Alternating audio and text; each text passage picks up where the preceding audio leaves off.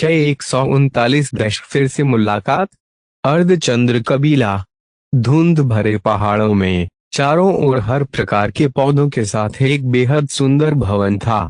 यहाँ से चले जाओ। देवेंद्र की अभिव्यक्ति थोड़ी बदसूरत थी और उसने अपने हाथों लहराते हुए आसपास के पक्षियों के समूह को उड़ाकर दूर भेज दिया।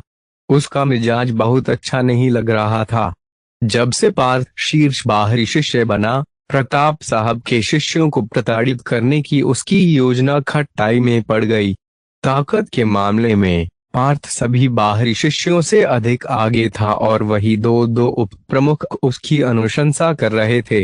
वो कल के आए नए शिष्यों को भी समाप्त नहीं कर सका। ये उसके लिए बड़े ही शर्म की बात थी।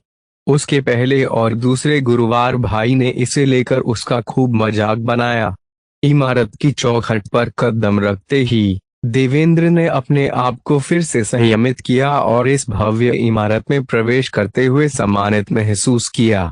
भाई देवेंद्र, आचार्य एकांत ध्यान से बाहर आगे है और वे अंदर बगीचे में बैठे हैं, एक सेवक ने बगीचे के सामने आते हुए कहा।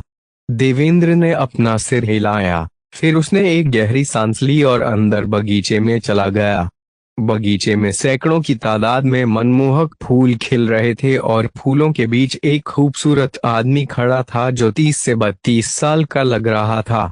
किसने सोचा होगा कि ये व्यक्ति अर्धचंद्र कबीले का सबसे छोटा और नया प्रमुख आचार्य अधीरा होगा। पृथ्वी मंडल में पहुंचने के बाद साधक की उम्र 200 से 300 वर्षों तक बढ़ जाती है। आचार्य अधीरा, जिसकी उम्र प्रताप साहब के ही समान थी, लेकिन वो उनसे कहीं ज्यादा युवा प्रतीत होता था।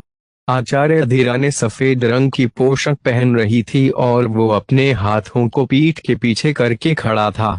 देवेंद्र को पता था कि उसके गुरुवार थोड़े गुस्से वाले हैं, इसलिए वो सावधानी से उसके पास गया और लगभग 2 गज की दूरी पर खड़ा हो गया। गुरुदेव, मुझे प्रताप साहब के शिष्यों के बारे में आपको कुछ जानकारी देनी है, देवेंद्र ने सम्मानपूर्वक कहा।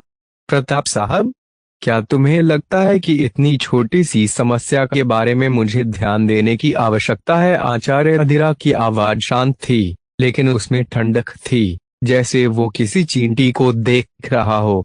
देवेंद्र ने तुरंत माफी मांगी। मुझे माफ कर दीजिए, मैं उन बाहरी शिष्यों का मामला भी नहीं संभाल पाया। इतना कहने के बाद उसने आगे कुछ भी नहीं कहा, क्योंकि वो जानता था कि उसके गुरुवार ने प्रताप साहब के शिष्यों को इस काबिल भी नहीं समझा कि उन पर ध्यान दिया जाए। अगर वो आगे भी बोलता रहेगा तो ये केवल उनकी नाराजगी का कारण होगा। आगे बताओ। आचार्य अधीरा की भौहें थोड़ी सी उठी हुई थीं। उनके 3 शिष्यों में से विशेष के पास एक मध्यम स्तर का आध्यात्मिक शरीर है और विक्रांत के पास एक निम्न मध्यम स्तर का आध्यात्मिक शरीर है, और तीसरा शिष्य पार्थ है जिसका आध्यात्मिक शरीर निम्न स्तर का है, लेकिन वो बेहद असामान्य है। देवेंद्र ने प्रताप साहब के शिष्यों के बारे संक्षेप में बताया और फिर पार्थ के बारे में बात की, जिस पर अधिक ध्यान देने की आवश्यकता थी। शुरुआत में आचार्य अधीरा न तो हिले और न ही कुछ बोले, लेकिन जब देवेंद्र ने इस बारे में बात की कि कैसे पार्थ को 2 उपप्रमुखों द्वारा बहुत महत्व दिया जा रहा है, तो उनकी अभिव्यक्ति थोड़ी बदल गई।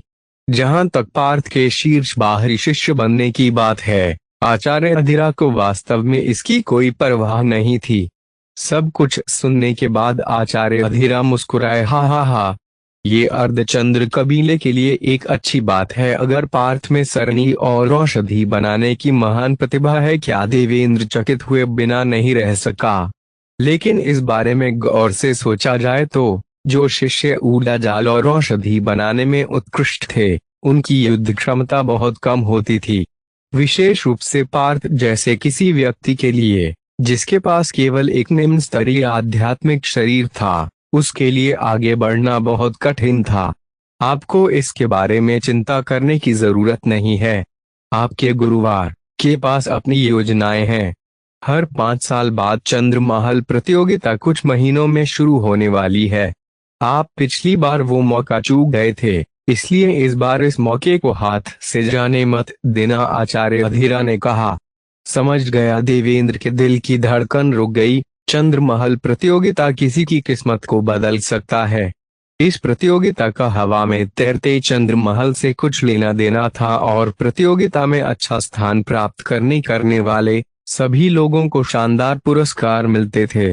चंद्रमहल प्रतियोगिता की तुलना में प्रताप साहब के शिष्य कुछ भी नहीं थे।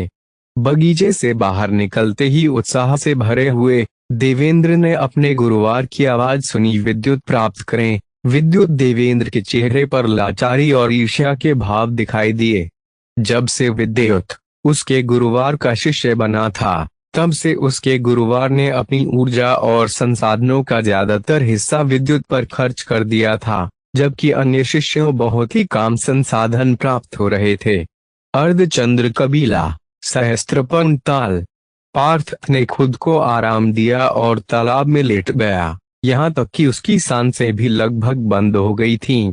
इस दौरान कभी कभी उसकी दिव्य दाहिनी आंख से हल्का धमाका होता था और उससे एक अजीब सी ऊर्जा निकलकर उसके पूरे शरीर में फैल जाती थी।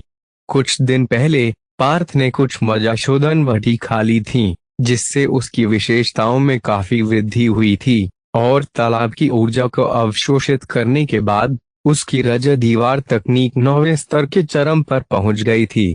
इस समय उसका शरीर रेहान के समान मजबूत हो गया था, लेकिन पार्थ का लक्ष्य यहीं तक सीमित नहीं था। सहस्त्रपर्ण ताल में उसकी हड्डियां, रक्त और त्वचा सभी एक सूक्ष्म परिवर्तन से गुजरे और उसके मूलाधार चक्र में स्थित शक्ति स्रोत में मौजूद आध्यात्मिक शक्ति उच्च गुणवत्ता पर पहुंच गई। ऐसा लगता है कि सहस्त्रपर्ण ताल भी आंतरिक शक्ति को मजबूत करने में मदद करता है, पार्थ ने सोचा। समय काफी तेजी से बीत रहा था। एक पूरा दिन बीत चुका था और पार्थ के शरीर की विशेषताएं इतनी बढ़ गई थीं कि ये मजाशोधन वटी के प्रभाव को भी पार कर गया था। भले ही मजाशोधन वटी का प्रभाव बहुत ज्यादा था, लेकिन ये लंबे समय तक प्रभावी नहीं रहता और नहीं वो इस तालाब के पानी की तरह प्राकृतिक और रहस्यमय था। पार्थ ने रात में महसूस किया कि चांद की रोशनी से संघनक ऊर्जा जाल में कुछ बदलाव आ गया है और पानी में चांदी की परत दिखाई दे रही है। पानी में रहस्यमय शक्ति में भी कुछ बदलाव आया है। ये शक्ति संघनक ऊर्जा जाल काफी रहस्यमय है। जब मैं एक आंतरिक शिष्य बन जाऊंगा तो मैं यहाँ पर ज्यादा आने की कोशिश करूंगा, पार्थ ने सोचा। जाहिर है, शक्ति संघनक ऊर्जा जाल केवल एक माध्यम था जिसके द्वारा सहस्त्रपर्ण ताल की शक्ति को तेजी से अवशोषित किया जा सकता है और ये हजारों साल से अस्तित्व में था। सहस्त्रपर्ण ताल की शक्ति थोड़ी बदल गई, लेकिन इसका शरीर पर बेहतर प्रभाव पड़ा और पार्थ ने अपनी स्थिति को बनाए रखा। उसने अनुमान लगाया कि उसे बस थोड़ी और देर तक तालाब में रहने की जरूरत है और उसकी रज दीवार तकनीक 10वें स्तर तक पहुंच जाएगी। लेकिन ठीक इसी क्षण कुछ आवाजें सुनाई दी। सहस्त्रपर्ण ताल के सरणी की खामियों के माध्यम से दो आकृतियों ने प्रवेश किया और पार्थ ने जिस कमी के माध्यम से इसमें प्रवेश किया था, अभी अभी उन दोनों ने भी उसी कमी का इस्तेमाल किया था। बहन रोहिणी, हम पकड़े तो नहीं जाएंगे ना? उनमें से एक लड़की थी जिसकी आवाज बड़ी ही स्पष्ट और मधुर थी। हाँ, गुप्त अभियान विभाग के किसी शिष्य ने मुझे इस दोष के बारे में बताया और कहा कि सहस्त्रपर्ण ताल आज अभ्यास के लिए बंद है। दूसरी लड़की हल्की सी हंसी। अभी जिस लड़की ने जवाब दिया था वो थोड़ी बड़ी थी, शायद 20 साल की, और उसका शरीर बहुत खूबसूरत और आकर्षक था। उसके बगल वाली लड़की उससे कम उम्र की थी। उसकी आंखें हीरे की तरह चमकदार थीं और उसकी शारीरिक बनावट सुंदर मूर्ति के जैसी थी। दोनों सुंदरियां सहस्त्रपर्ण ताल में चली गईं और उस जगह का निरीक्षण किया। उन्होंने देखा कि सहस्त्रपर्ण ताल पूरी तरह से खाली था और किसी के मौजूद होने का कोई निशान नहीं था।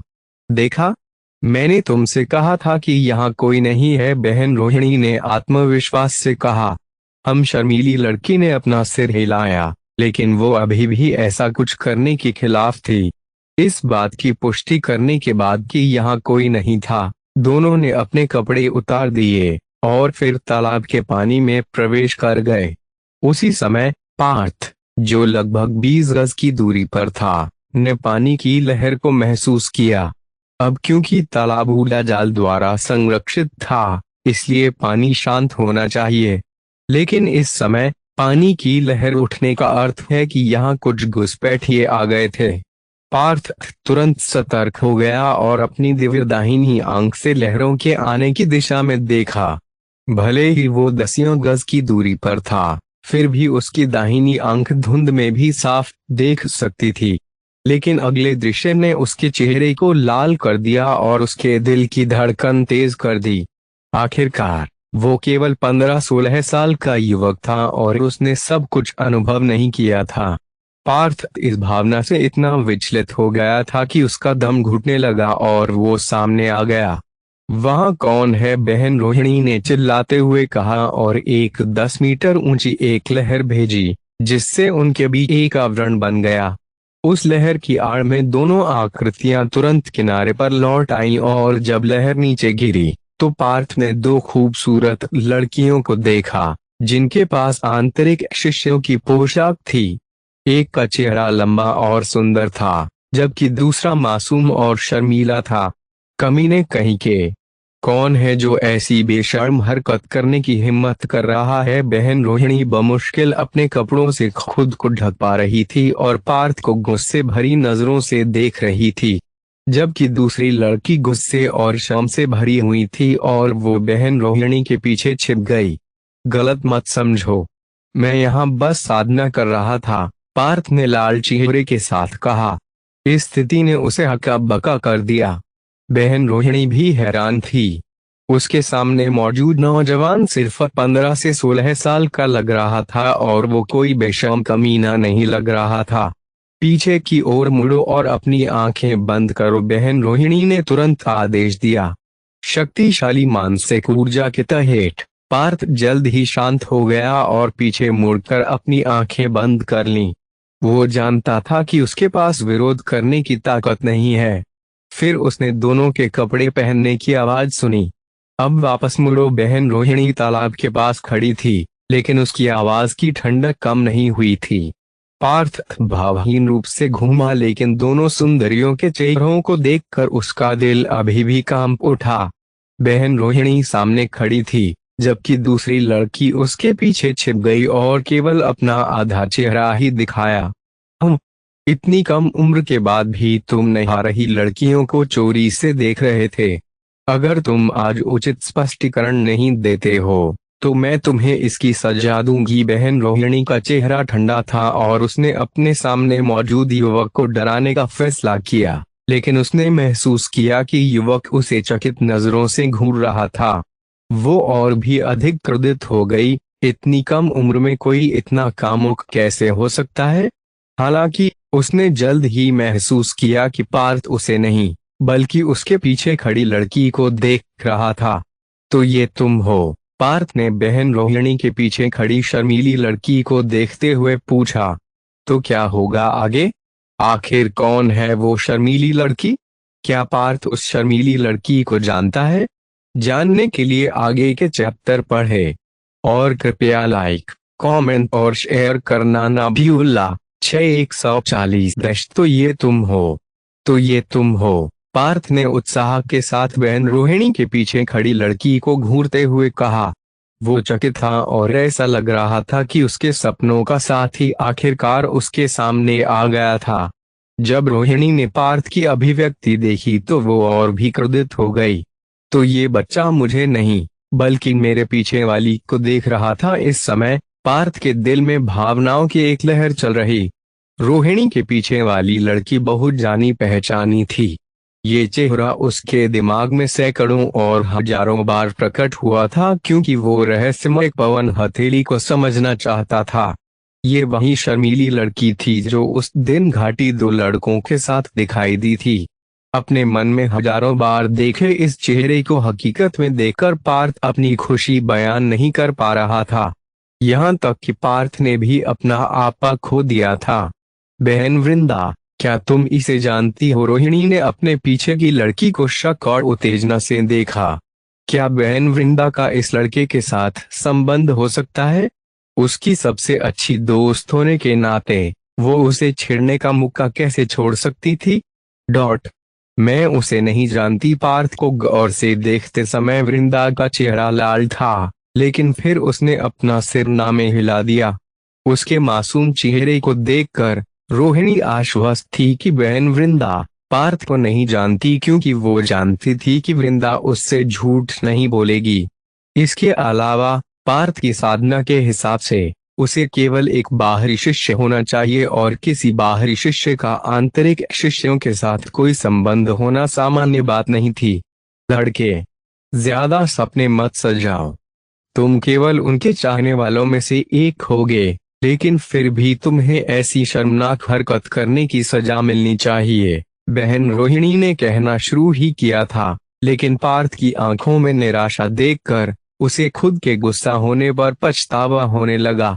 रोहिणी ने सोचा कि पार्थ एक चंचल लड़का था, फिर भी अभी वो बहुत छोटा था। कोई और होता तो शायद अब तक भाग चुका होता। पार्थ ने जल्द ही अपना संयम वापस पा लिया और वो जानता था कि वो लड़की उसे नहीं जानती थी, लेकिन वो अभी भी अपने दिल में उत्साह निरंतरित नहीं कर पा रहा था। उस दिन घाटी में 3 लोगों ने आकर उसे चौंका दिया था और आज वो फिर से इस लड़की से मिल रहा था। क्या मैं आपका नाम पूछ सकता हूँ? पार्थ अभी भी उत्साहित होने से खुद को रोक नहीं पा रहा था और उसका नाम जानना चाहता था। अब तो रोहिणी का गुस्सा और भी बढ़ गया। उसने अचानक महसूस किया कि उसके सामने मौजूद युवक अब शांत हो गया। सामान्यतः ऐसी शांति इस उम्र के किसी व्यक्ति में नहीं दिखाई देती। मैं वृंदा का चेहरा लाल हो गया था। वो जवाब देने वाली थी, लेकिन उसे रोहिणी ने रोक लिया। बहन वृंदा, इस बच्चे के दिमाग में बहुत ही घटिया ख्याल चल रहे हैं। ये बात उसकी बेशर्म हरकत देखकर ही पता चल जाती है। रोहिणी ने बहन वृंदा को खुद के पीछे खींच लिया और खुद पार्थ का सामना किया। अब क्योंकि पार्थ ने पहले उसे अनदेखा किया था, इसलिए उसने उसे दंडित करने का फैसला किया। लेकिन इससे पहले कि वो कुछ कह पाती, पार्थ ने ठंडेपन से कहा, बहन जी, जहाँ तक मुझे पता है आज सहस्त्रपर्ण ताल विशेष कारणों से बंद है, तो आप अंदर कैसे आ गई? यदि आप मुझे उचित स्पष्टीकरण नहीं देती हैं, तो मैं इसकी सूचना कबीले को दे दूंगा। ये सुनकर दोनों लड़कियों के हाव भाव बदल गए, खासकर बहन वृंदा तुरंत ही घबरा गई। सहस्त्रपर्ण ताल कबीले का एक पवित्र स्थल था और स्वीकृति के बिना आंतरिक शिष्यों को भी इसमें प्रवेश करने की अनुमति नहीं थी। फिर तुमने कैसे प्रवेश किया? रोहिणी का रवैया अब भी सख्त था। पार्थ ने एक टोकन अपनी जेब से निकाला, जिस पर उसका नाम और विभाग की जानकारी थी, और रोहिणी के सामने कर दिया। गुप्त अभियान विभाग टोकन। आखिरकार रोहिणी इस युवक की निगाहों में देखकर घबरा गई। उसने महसूस किया कि उसके सामने युवक की एक विशेष पहचान थी, वरना उसके पास सहस्त्रपर्ण ताल में प्रवेश करने के लिए गुप्त अभियान विभाग टोकन नहीं होता। मैं आचार्य मनोहर के आदेश के तहत इस ऊर्जा जाल की कमजोर बिंदुओं और खामियों की जांच करने के लिए आया हूँ, लेकिन 2 लोग थे, ऐसे भी थे जो चुपके से अंदर आ गए थे। क्या आप इसकी सजा जानती हैं? अंत में पार्थ ने चिल्लाते हुए कहा। अचानक उसकी दिव्य दाहिनी आंख सक्रिय हो गई और एक तेज पैनी नजर उन दोनों पर डाली। दोनों लड़कियों ने एक दूसरे को अपराध भाव से देखा। पार्थ के पास सहस्त्रपर्ण ताल में प्रवेश करने का एक उचित कारण था, लेकिन वे दोनों सरणी की खामियों के माध्यम से तालाब में प्रवेश कर पाए थे। पलक झपकते ही पार्थ अपराधी से प्रश्नकर्ता बन गया था। उसे बस इतना करना था कि सरणी को सक्रिय कर दे और आसपास मौजूद गुप्त अभियान विभाग के सदस्य यहां आ जाएंगे। फिर भी तुम हमें उस अवस्था में छुप कर कैसे देख सकते हो? रोहिणी भला इतनी आसानी से कैसे हार मान सकती थी? आंतरिक शिष्यों में उसकी लोकप्रियता के बारे में सोचकर उसने खुद को मजबूत किया। वो किसी बाहरी शिष्य से हार नहीं सकती थी। छुप कर देख रहा था। ये बताओ कि पहले कौन आया था? पार्थ फंसा। इस समय वो मासूम और नादान युवक नहीं लग रहा था। तुम? रोहिणी अवाक थी। वास्तव में पार्थ यहाँ पहले से मौजूद था, जबकि वे दोनों गुप्त रूप से अंदर आए थे। भाई पार्थ, ये हमारी गलती है, कृपया हमें जाने दो, बहन वृंदा ने भीख मांगते हुए कहा। उसकी आंखें लाल हो गईं। उसके मासूम और उदास चेहरे को देखकर पार्थ आखिरकार शांत हो गया। इस समय रोहिणी भी चुप थी, क्योंकि वो जानती थी कि प्रतिद्वंद्वी में उसे धमकाने की क्षमता है। ओह ठीक है, मैं बहन वृंदा की वजह से इस मामले को आगे नहीं ले जाऊंगा। पार्थ ने अपना टोकन वापस ले लिया।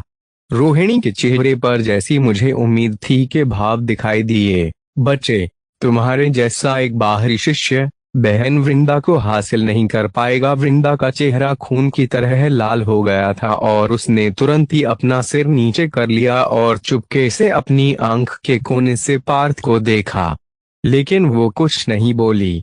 तुम लोगों को अब यहाँ से जाना चाहिए।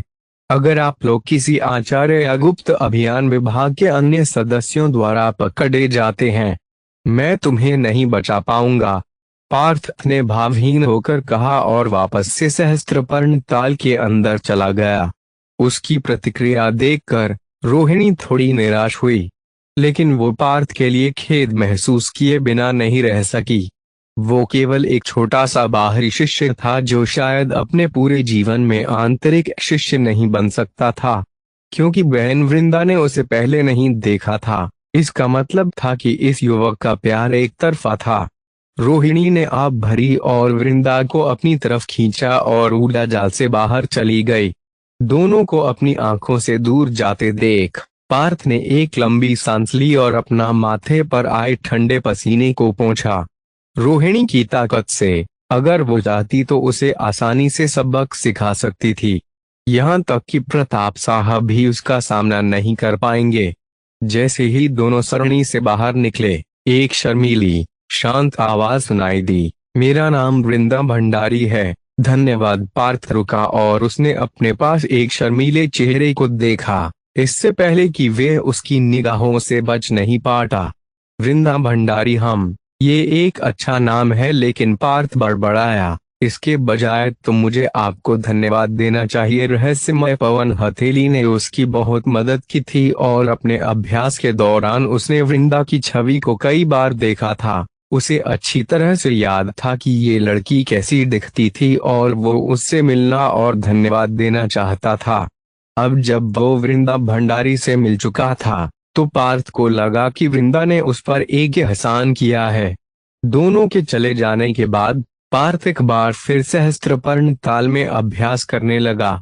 उसने चुपचाप रजा दीवार तकनीक को प्रसारित कर दिया और पानी में रहस्यमय ऊर्जा को अवशोषित करने लगा। देर रात में पार्थ गुप्त अभियान विभाग में वापस आया और अपनी रिपोर्ट सौंपी कि ऊर्जा जाल के कौन कौन से हिस्से कमजोर थे। अपने कमरे में वापस लौटकर पार्थ ने एक बार फिर से साधना करना शुरू कर दिया। दूसरी सुबह पार्थ ने पाया कि उसकी रज दीवार तकनीक 10वें स्तर से मात्र आधा कदम दूर थी। इस समय उसकी शारीरिक क्षमता भी अर्ध आध्यात्मिक मंडल में पहुंच चुकी थी और केवल अपनी मांसपेशियों के साथ वो अर्ध आध्यात्मिक मंडल के सामान्य योद्धाओं को हरा सकता था।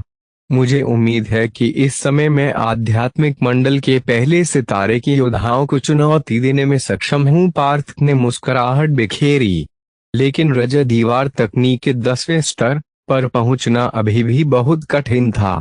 हालांकि पार्थ किसी भी हड़बड़ी में नहीं था। उसके हिसाब से अगर वो चाहता तो आधे महीने में ही आंतरिक शिष्य बन सकता था, लेकिन वह पहले थोड़ा और ताकतवर होने चाहता था। अगर मैं एक आंतरिक शिष्य बन जाता हूँ तो देवेंद्र और मेरे बीच का झगड़ा सबके सामने आ जाएगा और मैं आचार्य अधिरा की नजर में भी आ जाऊंगा, पार्थ ने सोचा। इसलिए आंतरिक शिष्य बनने से पहले उसे और अधिक ताकत जुटानी चाहिए, जिससे वो ताकतवर प्रतिद्वंद्वियों का सामना कर सके।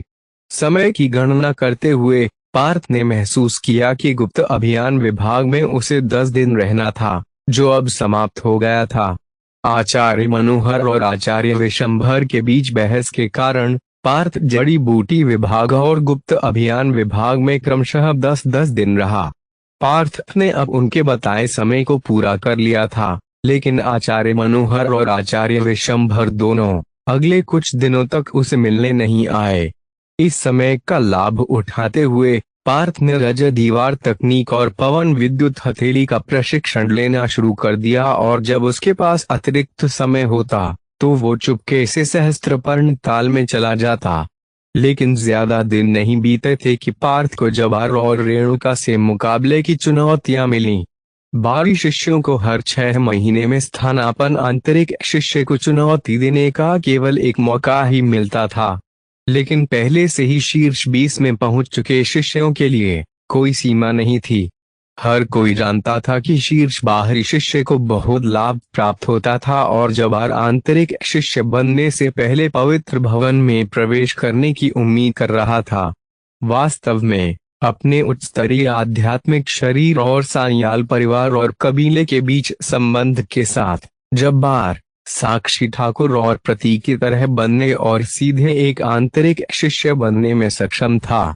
लेकिन उसके ऐसा न करने का कारण शीर्ष बाहरी शिष्य बनना था, और अब जबार की साधना अर्ध आध्यात्मिक मंडल में चरम पर पहुंच गई थी। बस थोड़ी सी मेहनत और वो आध्यात्मिक मंडल में पहुंच जाएगा।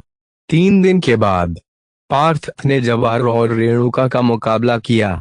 जब्बार अब चौथे स्थान पर था और उसके ज्वलंत सूर्य निर्देशिका में काफी सुधार हुआ था। वो पार्थ से लड़ने के लिए उत्सुक था, लेकिन परिणाम अभी वही था।